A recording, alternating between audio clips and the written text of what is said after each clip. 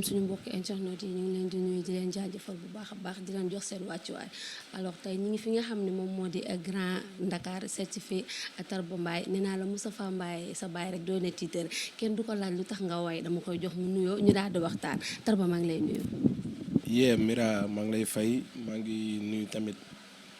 internet info Rewmi yu toog di ñu setaan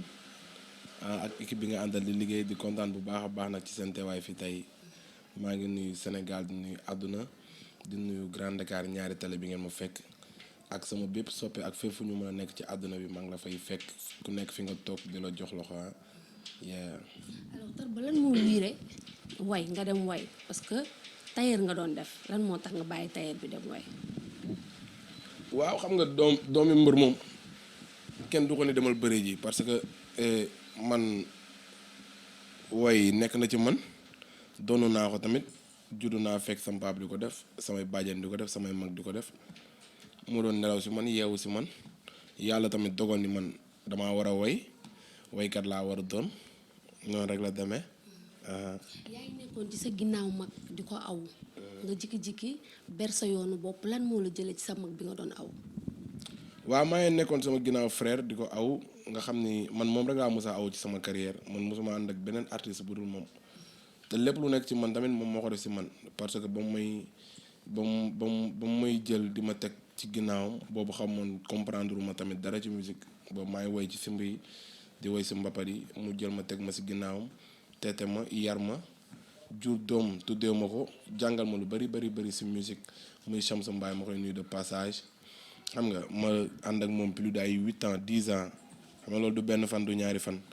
ba ma xam ni kii li ma bëggoon def ci moom def naa ko ci moom mu ñaanal ma xam nga ñu ber suñu daara di doxal suñu yoon. nga nekk di def ay single génn nga fi Bamba ji ak beneen lan moo waral single yu bari yooyu noonu. waaw mais man ñaari single rek laa génnee gum Maam Bamba ak téye leen ko waaw beneen single génnewaat naa ko fi ci diggante bi mais boobu noonu. dama ko def ma ak sama papa ñu naan ko wareef ñu ma génne ko ci weeru koor gi pour may ko jullit yi ñu wooree ko ñu way ci Seydina Mohamed waaw ñaari single rek laa génne gum gis nga fi ñoo xamante ne am nañ 10 single te sax album sax amuñu ko kon single yi bëreegul. alors kan mooy liggéey ak Tarba Mbaye ban label nga nekk di ko liggéeyal. waaw pour l'instant ni man maa ngi ci label Doomu Jolof may nuyu sama producteur de passage ñu naan ko Ibou Thiambane ci labelam laa nekk di liggéey ak moom moo yor sama production. ñëwoon nga di nga génne benn single ci koor gi yaa ko waxoon ne di nga génne benn single bi moom mooy lancé album bi mais single boobu ba léegi gisaguñ ko fan la single bi toll. waaw xam nga boobu ba léegi ñu ngi ci liggéey album bi presque ay 1 an ak lu teg ñu ngi ci studio chaque jour ñu ngi jaabante di dem di dolli di wàññi nekk ci liggéey bi nekk ci réglage yi boobu ba léegi. waaw bëggoon nañu ko génne nag ci koor gi après juste après Korité mais dañoo ci koor gi dañoo duggoon studio début koor gi defar benn morceau boo xamante ne moom lañ génne comme li ma la doon wax ma ak sama papa jox ko gars yi pour koor gi mais incha allah fii ak tabaski bi dina am lu ma leen mosal loolu mënut a ñàkk ndax gars yi ñu ngi ma ciy sonal trop. alors léegi album bi fan la toll. waaw ñu ngi ci kawam di liggéey nag incha allah pour bientôt fan yi rek yàggatul dara xam nga fan yi moom. fan yi boo déggee fan yi rek jege na lool incha allah léegi dina leen dal te info Rewmi mooy am exclusivité bi non doo ko fi amee léegi mais buy génn yéen a am exclusivité bi incha allah. sànq da nga dugg ko am solo ci yow muy sa papa yow nga ñëw di def ci maanaam mbalax sa papa di tagg yonentu bi ñaar yooyu noonu naka nga ko gisee ci biir kër gi. amul différence parce que. moom mi ngi ci wàllu bee di way bay waaram man maa ngi ci wàllu bii di bay waaram xam nga kër gi moom loolu eggul ci kër gi parce que kër gi doom lañ fiy toogee xam nga bokkul ak dara ci sunu métier xam nga li ñu war sama diggante ak sama papa loolu ci hors musique la hors showbiz la léegi ba ngeen ma fekkee maa ngi toog di ko ataayaal waaw kon kër gi moom dama fiy dund ak moom ci diggante papa ak doom bépp cër bu doom di jox bàyyi ñu jox ko moom tamit bépp cër bu bàyyi ça n'a rien à voir nag ak ay way ak yooyu noonu xam nga boo gisee ma laaj la loolu mooy paa bi dafa nekk koo xam ne dafa bëgg Seydina Muhammad sallallahu alayhi wa sallam ba buy wax ci moom sax day gis ni day tuur ay rongoñam loolu moo tax ma laaj la loolu naka la lay def. waaw moom dafa bëgg Seydina Muhammad te Seydina Muhammad ni mu ko bëggee moom àdduna bi yëpp xam nañ ko mais ni mu bëggee Seydina Muhammad man it noonu laa bëggee Seydina Muhammad. moom laa xam parce que moom buy way Seydina Muhammad da ngay gis day jooy. waaw moom peut-être cofeelam ci yonent bi moom sam papa kenn dootu ko naataable moom boo ko bëggee nax sax moom tuddal ko yonent bi lépp li nga bëgg ci moom da nga koy am ci moom loolu moom cër bi ko yonent bi defal la mais Seydina Muhammad noonu laa ko bëggee yow noonu nga ko bëggee noonu la ko jullit yëpp bëggee Seydina Muhammad moom képp kuy julli rek naan ashhadu an laa ilaaha illallah yaakaar naa ne sa lépp rek yonent bi la. alors ñu dugg ci li nga xam ne nag mooy biir milieu showbiz bi nga nekk xale actuellement nii ni ñu toll naka nga gisee biir milieu showbiz bi. waaw actuellement nii showbiz bi ku nekk yaa ngi ci di bay sa waar man ni ma ko gisee ci sama bopp maa ngi liggéey di ci bay sama waar di ci sant yàlla tamit bu baax a baax peut-être bi ñu génnee ak léegi yàggul waaye sunu borom mi ngi ñuy suturaal ràññee nañu tamit ci sunuy morom te lépp lu ñu woote doomu aadama yi wuyu suñu am nañ ginnaaw boo xamante ni tamit lépp lu ñu song ñoom ñoo koy daan kon duñ def lu dul sant yàlla parce que léegi mun naa ni musique yomb na parce que technologie bi avancé na da ngay def benn affaire bu ndaw rek balaa 1 heure de temps 2 heures de temps mu wër àdduna bi yëpp te loolu sunu nijaay yi fi nekkoon ak sunu frères yi fi nekkoon bu njëkk ba amuñu woon chance boobu noonu pour nga way sax ba fël c'est tout un problème mais léegi da ngay gis benn boy day jékki-jékki def dara rek sunu borom defal ko ci sutura àdduna bi yëpp xam ko xam nga te du doon sax lu extraordinaire kon loolu sant yàlla la waaw noonu rek laa ko gisee. est-ce que xam nga ni musique dafa daanu yow sentiroo ni musique dafa daanu. bu baax a baax. waaw léegi naka ngeen mën a def ba musique bi jógaat yéen ñi nga xam ne yéen a nekk ci ginnaaw war a yéeg fekk seen grand yi ci kaw. waaw musique bi boo nee dafa daanu loolu moom yaakaar naa ni ñëpp xam nañ ko parce que léegi boo xoolatee bu njëkk ba dama doon dem soirée du lundi au dimanche chaque jour boîte de nuit yaa ngi tourné chaque jour boîte de nuit yaa ngi tëgg mais boîte de nuit boo romb jour de semaine da ngay fekk mu tëj vendredi samedi dimanche rek la ñuy produire te du sax demee noonu artistes yi fiy joué léegi bëreetul kon musique bi am na mënoo ni daanuwul waaw peut-être bu gaa yëpp dajaloo waatee gën ko structuré gën ci waxtaan xam nga gën ci liggéeyaat dinañ ci sunu borom dina ci defaat sutura waaye musique bi moom instant bi doy na waar trop chaque jour moom la musicien yëpp di waxtaanee. xam nga musique bi yéen dafa mel ni seen anniversaire yi ngeen di def wala seen soirée bi dafa bel affaire de nawetaan parce que tey boo wootee sa waa koñ ñooy ñëw keneen bu wootee waa koñam ñëw dafa mel ni manko bi war pour musique bi taxawaat yéen artistes yi yéen a ko war a def te defoo leen loolu parce que ku ne da ngay xëcc jëm na le. loolu yàgg na ci musique yàgg na ci culture parce que boo nee Youssou Ndour da nga naan Medina yaa may dégg boo nee nangaloo ni Pikine parce que nit ku nekk bay ci sa wewu tànk balaa ngaa ay jàmbur balaa nga leen a convaincre bañ lay jàpp wala ñu lay téye ñi nga dëkkal ak fi nga juddoo yaroo fa ñoom ñoo lay war a njëkk a téye nga wan leen loo xamante ni dinañu nii sunu doom bi kat ku ko jàppale dina dem.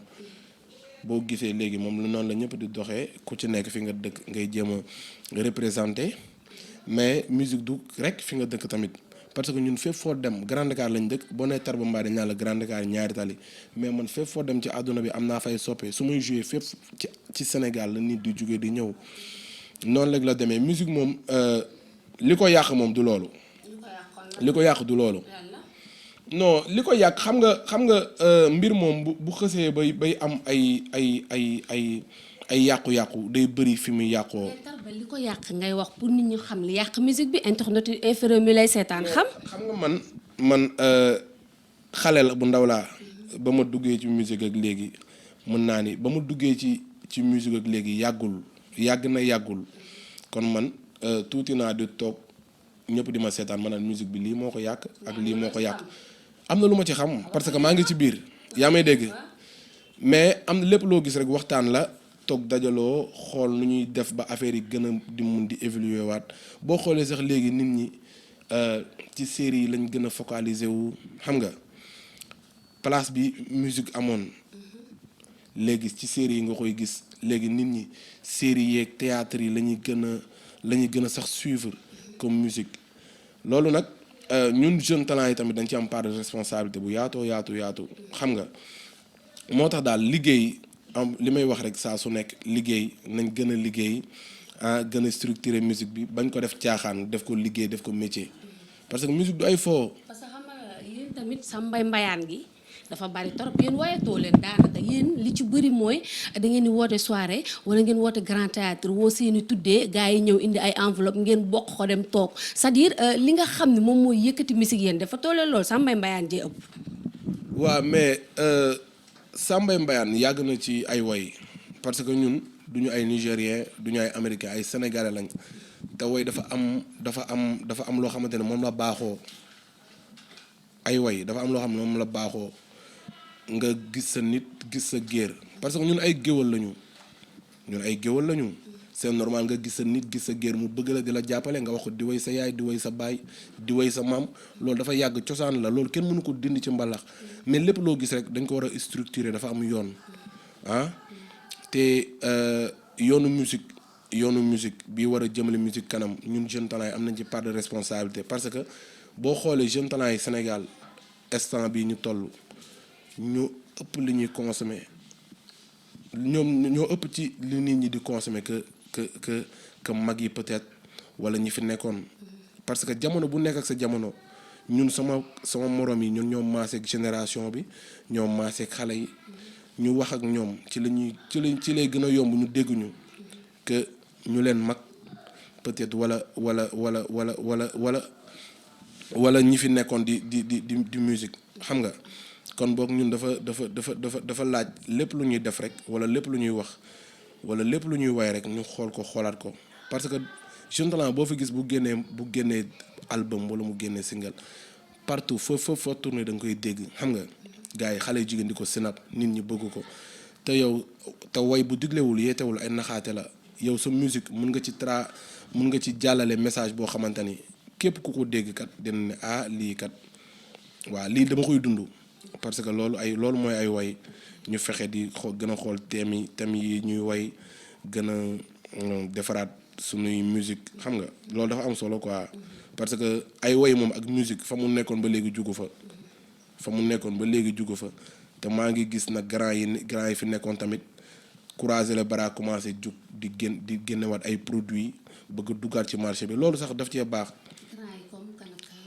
waaye yaa ngi gis tey gis nga ku mel ni Titi gëjoon na ci marché bi ñëw na indi album bu neex melomaan yëpp kontaan ci ku mel ni Abou Cubalo gëjoon nañ ko dégg gis nga single bu mu indi démb macha allah grand yaa ngi génne ay affaire